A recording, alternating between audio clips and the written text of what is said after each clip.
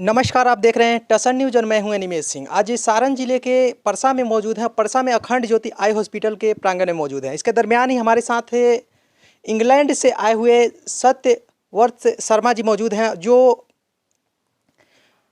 आई donate को लेकर एक मुहिम चला रहे हैं। विशेष करके बात करें तो बहुत जगहों पे, अलग अलग जगहों पे हम लोग जाते हैं तो देखते हैं कि ब्लड डोनेशन और अलग अलग डोनेशन दिया जाता है, लेकिन आई डोनेशन के माध्यम से क्या विशेष संदेश देना चाह रहे हैं और विशेष से ये क्यों आए हुए हैं, हम बात करने का प्रयास करेंगे। सबसे पहले तो सर, आपका टसन न्यूज़ में बहुत बहुत स्वागत है। धन्यवाद सर, बात करें तो आप इंग्लैंड से होकर भारत में अखंड ज्योति आई हॉस्पिटल में आए हुए हैं और आप एक इंडियन भी हैं। जैसे कि आपसे डिस्कशन करने के दरमियान ही हमको जानकारी हुआ कि आपको कुछ विशेष पुरस्कार भी मिला हुआ है, और यहाँ पे आने का मुख्य उद्देश्य क्या है?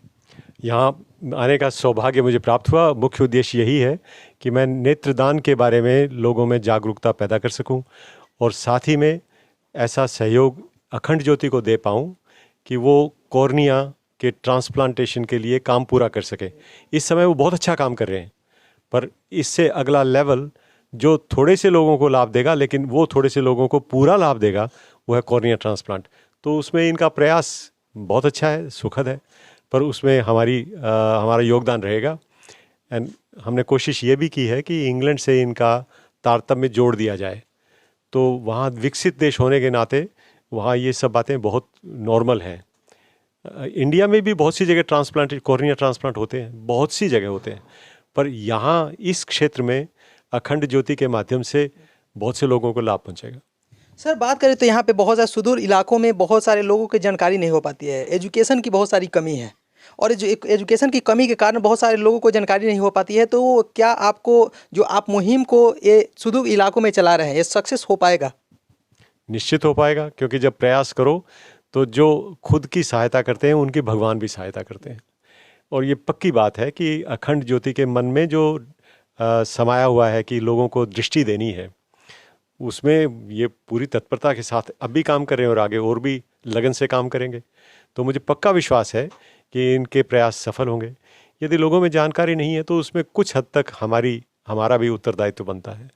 हमारा यानी ऐसे लोगों का जो आँख के डॉक्टर हों या आँख से जुड़े हुए हों।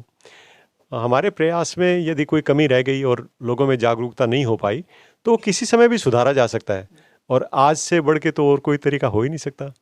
और आपका प्रयास इस विषय में, इस दिशा में बहुत अच्छा रहेगा, क्योंकि आप लोगों तक ये बात पहुंचा पाएंगे।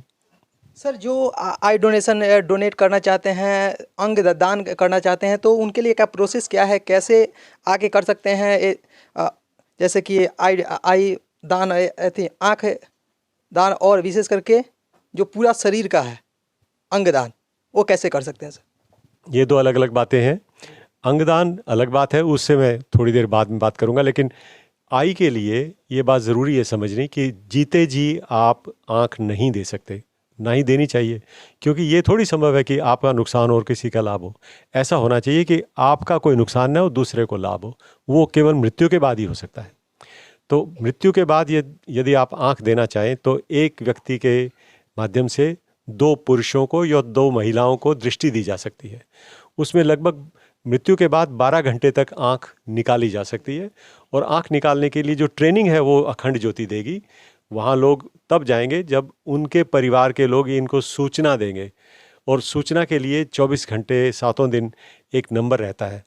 उसके माध्यम से जब सूचना मिलेगी तो तुरंत यहाँ से कोई व्यक्ति जो इसमें ट्रेंड होगा जाएगा, और एक ऐसी जगह जो बिल्कुल शांत हो, जहाँ बहुत चहल पहल भीड़ भाड़ ना हो, ऐसे में वो इस कमरे में वो उसकी जो इच्छा है वो उसकी पूर्ति कर सकेगा। यानी दोनों आँखें उसकी ले ली जाएंगी और उसके बाद सॉल्यूशन में डाल के उन्हें यहाँ लाया जाएगा। एक बार जब सॉल्यूशन में डाल के वो आँखें लाई जाएंगी तो उसके बाद वो काफ़ी दिन तक काम कर सकती हैं और काफ़ी सप्ताह तक भी काम कर सकती हैं। तो ऐसा नहीं है कि अगर उस समय मरीज़ नहीं मिला तो बेकार हो गई। वो आँख बिल्कुल वैसी की वैसी रहेगी सॉल्यूशंस में, और जब कोई ऐसा उचित पुरुष या महिला मिलेगी तो उसको वो ऑपरेशन के माध्यम से दी जा सकती है। अंगदान थोड़ा सा भिन्न है। अंगदान 2 तरह का होता है। उसमें जीवित अंगदान भी हो सकता है। 2 किडनीज है हमारे पास, 2 गुर्दे हैं, एक दे दें तो दूसरे गुर्दे की सहायता से हम जीवन पूरा कर सकते हैं। और लिवर भी आधा अगर दे दें तो लिवर बढ़ के जो देने वाला है और जिसको मिला है उन दोनों में बढ़ के वो बराबर हो जाता है। सो जीवित अंगदान किडनी और लिवर 2 ही चीज़ों के लिए संभव है, पर मरने के बाद बहुत सी चीज़ें दी जा सकती हैं। जैसे आप पैंक्रियास दे सकते हैं, हार्ट दे सकते हैं, लंग्स दे सकते हैं, बोन्स दे सकते हैं, टिश्यूज़ दे सकते हैं, हार्ट वैल्व्स दे सकते हैं, इतनी चीज़ें हैं। पूरा हाथ दे सकते हैं, इतनी चीज़ें, यूट्रस दे सकते हैं, बच्चादानी। सो बहुत से अंग ऐसे हैं और अभी ये विकसित होती जा रही है। जैसे जैसे टेक्नोलॉजी विकसित होती जा रही है इसमें और भी चीज़ें जुड़ती जा रही हैं, पर बहुत सी चीज़ें। और मेरे जाने के बाद मुझे पक्का पता है कि जब मेरे अंग निकाले जाएंगे तो मुझे दर्द नहीं होगा। दर्द तो सांस के साथ जुड़ा होता है ना, जब सांस नहीं तो दर्द नहीं। और जब परमात्मा ने आपको अपनी गोद में ले लिया तो दर्द कैसा, उसके बाद तो केवल प्रसन्नता प्रसन्नता है। सो ऐसे में जो ऑर्गन्स यानी अंग दिए जा सकते हैं वो अमूल्य है। और हींग लगे ना फटकड़ी रंग भी चोखा होए, आपका कोई नुकसान नहीं होगा और दूसरे को बहुत लाभ होगा, जीवन मिलेगा। विशेष आभार क्या प्रकट करना चाहेंगे आप? ये तो आभार की बात ही है। इनफैक्ट मैं ही नहीं, पूरा अखंड ज्योति परिवार इसके लिए आभार प्रकट है। और ये सबसे बड़ी बात है कि इसमें हम लोग तो खुश हैं ही, इनको भी बहुत खुशी है, बिकॉज ये नोबल काज के लिए है। रही बात अखंड ज्योति इस काम को क्यों करना चाहता है, तो अखंड ज्योति का जो विजन है वो है elimination of blindness from Bihar and all the low income geography. तो ब्लाइंडनेस का जो कॉज है, मोतियाबिंद तो है ही, कैटरेक्ट तो है ही जो नंबर 1 कॉज है, लेकिन उसके बाद जो है ना, ये जो पुतली की बीमारी है जिसमें कि पुतली आपकी सफ़ेद हो जाती है, जिसके चलते नहीं दिखती, वो सेकेंड इम्पॉर्टेंट कॉज हो जाता है, जिसको कि हम लोग अदर कॉज ऑफ ब्लाइंडनेस को भी कर लेते हैं। ये एक बात थी जो हम लोग अभी तक न कर पा रहे थे। अभी हम लोग अब नए सेंटर जो हम लोग का 500 बेड का सेंटर ऑफ एक्सीलेंस होने जा रहा है, उसमें हम लोग कॉर्नियल ट्रांसप्लांटेशन कर पाएंगे, जिसके लिए 2 चीज़ों की ज़रूरत है। एक तो लोगों में ये जागरूकता होना चाहिए कि वो अपना आई डोनेट करें। दूसरा, आपके पास ये क्षमता होना चाहिए कि आप आई को, कॉर्निया को ट्रांसप्लांट कर पाएँ। उसके लिए आई बैंक होना चाहिए, ताकि आप पहले स्टोर करो, फिर जो ज़रूरतमंद लोगों को है उनको प्रत्यारोपण करो।